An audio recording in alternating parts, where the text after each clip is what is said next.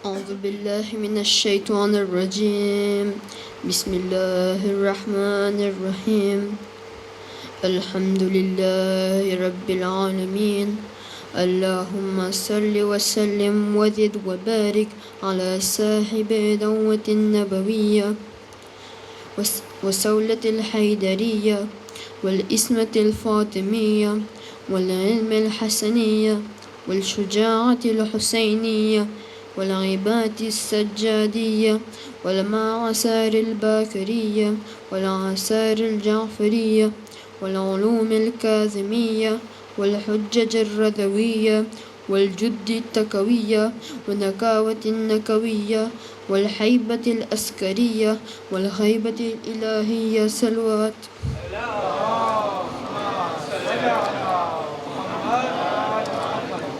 فقد قال أمير المؤمنين عليه السلام بسم الله الرحمن الرحيم تأتروا بالاستغفار لا تفضحنكم روايه الذنوب.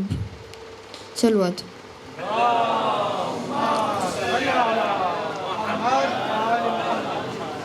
તમામ વખાણ ઈ પરવરદિગાર માટે છે કે જે આપણને ખલ્ક કર્યો છે.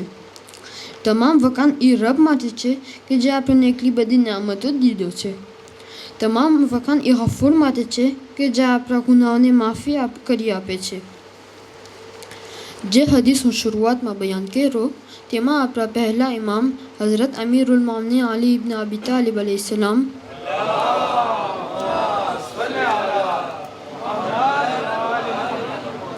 ની હદીસ છે જેમાં ફરમાવે છે કે ઇસ્તિગફાર કરીને તમારા પોતાને ખુશ્બુ આપો તાકે તમારા ગુનાઓના મુવેઝોદર ના રહે.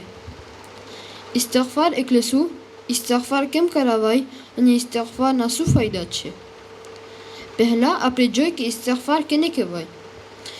ઇસ્તિગફાર એટલે કે અલ્લાહ પાસે આપણા ગુનાઓની માફી માંગવી યાની કે repentir.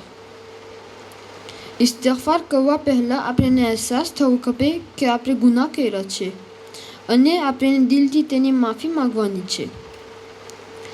એવું ના થાય કે આપણે ઘડી ઘડી ઈ જ ગુનાહ કરે, તેની માફી માંગે અને એ એક રમત બની જાય. આપણે હવે એ એક્સપ્લિકે કરશું કે ઇસ્તિગફારના કન્ડિશન શું છે. સૌથી પહેલાં આપણને અહેસાસ થવું ખપે કે આપણાથી ગુનાહ થઈ ગયા છે. જ્યારે એક બચ્ચાથી ભૂલ થઈ જાય અને પોતે તેની મા પાસે જઈને માફી માંગે અને પ્રોમિસ કરે છે કે હવેથી પોતે એ ભૂલ પાછું નહીં કરે, તેવી જ રીતના જ્યારે ઇન્સાન અલ્લાહ પાસે સાચા દિલથી માફી માંગે તેના પહેલાં તેને પ્રોમિસ કરવું ખપે પોતાથી અને અલ્લાહ પાસે કે હવે પોતે એ ગુનાહ કોઈ દિવસ પાછો નહીં કરે. અને આપણને ખબર છે કે અલ્લાહ પોતાની મખલૂકથી એક માં કરતાં વધારે મોહબ્બત કરે છે. જો સાચા દિલથી માફી માંગશો તો અલ્લાહ તરત જ કબૂલ કરશે. હું તમને એક કિસ્સો રાખું તે કરું તેની પહેલાં એક આવાજે બુલંદ સલવાત.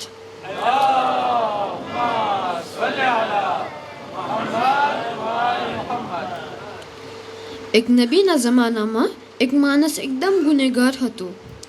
એક દિવસ તેનું ઇન્તિકાલ થઈ જાય છે અને ગામના માણસોમાંથી કોઈ તેને દફનાવવા નથી જતો. ત્યારે અલ્લાહ તેના નબીને કહે છે કે તું શું કામ મારા બંદાને દફન કરવા નથી જતો? ત્યારે નબી કહે છે કે એ અલ્લાહ, બધાને ખબર છે આ કેટલો ગુનેગાર માણસ છે. ત્યારે અલ્લાહ ફરમાવે છે કે આ માણસ મરવા પહેલાં સાચા દિલથી ઇસ્તિગફાર કર્યો હતો અને હું તેને માફ કરી દીધો છું. પણ મારા ભાઈઓ, આપણને ખબર નથી કે આપણને મોત ક્યારે આવશે અને આપણે ઇસ્તિગફાર કરી શકશું કે નહીં.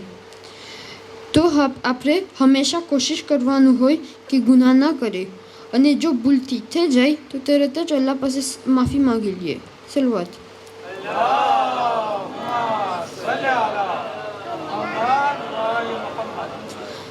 ત્યારબાદ જો આપણને અલ્લાહની માફી કપતી હોય તો જેટલી વાજિબાત આપણાથી ના થઈ હોય જેમ કે નમાઝ, રોજા, મા બાપનું રેસ્પેક્ટ તેને અદા કરી લઈએ. ચોથી કન્ડિશન એ છે કે જેટલું હરામ આપણાથી ખવાઈ ગયું હોય તેનાથી આપણે આપણા કોરને પાક કરી નાખીએ. પાંચમી કન્ડિશન એ છે કે આપણે અલ્લાહને એકલી યાદ કરે કે જે યાદ આપણે ગુના કરવા વખતે મૂકી દીધા હતા.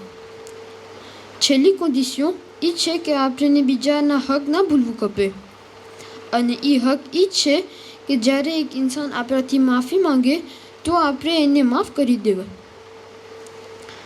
આ બધી કન્ડિશન અલ્લાહ પાસે આપણા ગુનાની માફી માંગવાની હતી. પણ જો આપણે એને એક ઇન્સાનને દુઃખ પહોંચાડી રહ્યા હોય અને અલ્લાહ પાસે તેની માફી માંગે તો અલ્લાહ પોતે ફરમાવે છે કે પોતે આપણને માફ નહીં કરે જ્યાર સુધી આ ઇન્સાન આપણને માફ નહીં કરે. તો હવે આપણે જોઈએ કે બીજા ઇન્સાન પાસે કેમ માફી મંગાવાય અને કેમ માફ કરાવાય. માફીનો અર્થ થાય છે કે બીજાના ભૂલોને ભૂલી જવું. par exemple, મારો દોસ્ત મને માર્યો, જો હું એને સાચેને માફ કરી દઉં તો હું સાવ ભૂલી જાઉં કે પોતે એક દિવસ મને માર્યો હતો. નબી ઈસાની પણ એક હદીસ છે કે આપણને બીજા સાથે એવું વર્તાવ રાખવું ખપે જેવી જ રીતના આપણને ખપે કે બીજા આપણા સાથે રહીએ. એનો અર્થ એ પણ થાય છે કે જો આપણને ખપતું હોય કે બીજા આપણા ભૂલોને માફ કરી દે તો આપણે બી એ લોકોના ભૂલોને માફ કરી દેવાય. બીજાને માફ કરવું ફાસિલ ના હોય, પણ જ્યારે આપણે એ નિવોમાં આવશું તો તેના ઘણા ફાયદા મળશે. આ નિવો સુધી પહોંચવા માટે થોડાક પણ આપણી મદદ કરે છે. પહેલું કે જ્યારે આપણે કોઈને માફ કરે તો આપણા મગજમાંથી અને દિલમાંથી સાવ કાઢી ન કવાય. એવું ના થાય કે આપણા દિલમાં વોંઝે થવાનું મન રહી જાય. આપણને પણ તેની પ્લાસમાં હોવું ખપે કે કદાચ પોતે મુશ્કેલમાં હશે, કાંઈ પ્રોબ્લેમ હશે યા થાયકો હશે, પણ એનું વિચાર આપણને દુઃખ દેવાનું નહીં હોય. આપણને પણ વિચાર કરવું ખપે કે જો આપણને દુઃખ લાગ્યું હોય તો એમાંથી પણ આપણે ફાયદો ઉઠાવી શકીએ છીએ.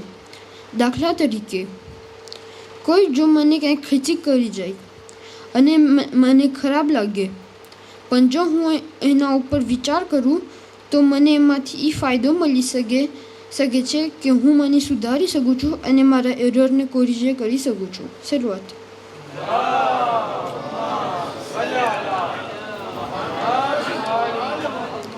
હું તમને એક બીજું હિસ્સો raconter કરું. એક પ્રોફેસર તેના એલેવને એક એક્ઝરસાઇઝ આપે છે જેનું બુટ હતું કે એલેવ માફીનું ઇમ્પોર્ટન્સ સમજી જાય. આ બધા એલેવને 1 મહિના સુધી એક સાક de pomme de terre ઉપાડવાનું હતું. જેટલા માણસ સાથે પોતે નારાજ હતો એટલા pomme de terre પોતાને એના સાથે રાખવાનું હતું. થોડાક દિવસ પછી આ શાકમાંથી એકદમ ખરાબ ઓડર આવી હતી કારણ કે બટેટા બગડી ગયા હતા. જ્યારે પ્રોફેસર સમજાવે છે કે જેવી જ રીતના pomme de terre ખરાબ થઈ જાય છે તેવી જ રીતના જો આપણે આપણા દિલમાં નફરત રાખશો તો આ બટેટાના જેમ આપણને આપણી જિંદગીને ખરાબ કરે છે. દુનિયામાં કેટલી અબાધ વસ્તુઓ છે, પણ જો આપણે એક ખરાબ ચીજ ઉપર આપણો વિચાર રાખશો તો બાજુમાં જેટલી સારી ચીજ છે તેને આપણે નહીં જોઈ શકીએ.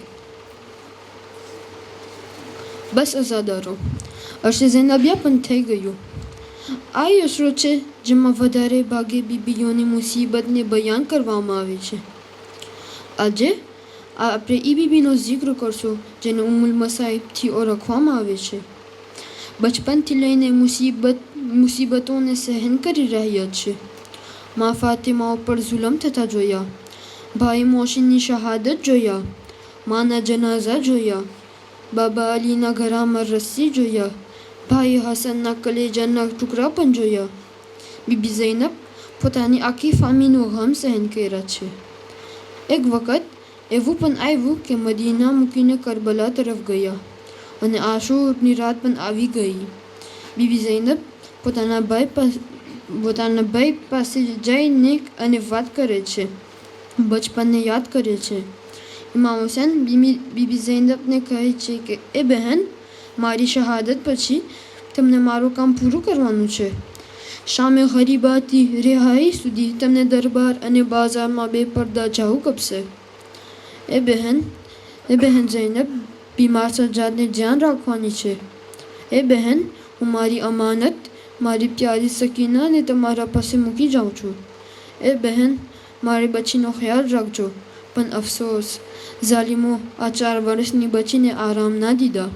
તમાચા અને મારીને કૂફા અને શામ લઈ ગયા. એક વખત બીબી સકીના બાબાની યાદમાં એકલી રોહે છે અને ફરિયાદ કરે છે. રોતા રોતા બીબીનો અવાજ ખામોશ થઈ જાય છે. સકીના બાબા પાસે હાલી ગઈ. જ્યારે બીબી ઝૈનબ ફરિયાદ કરે છે અને કહે છે, એ મારા ભાઈ બહેનને માફ કરજો, હું તમારી અમાનતને આ ઝિંદાનમાં એકલી મૂકી દઉં છું. ઇન્ના લિલ્લાહિ વ ઇન્ના ઇલૈહિ રાજિઉન.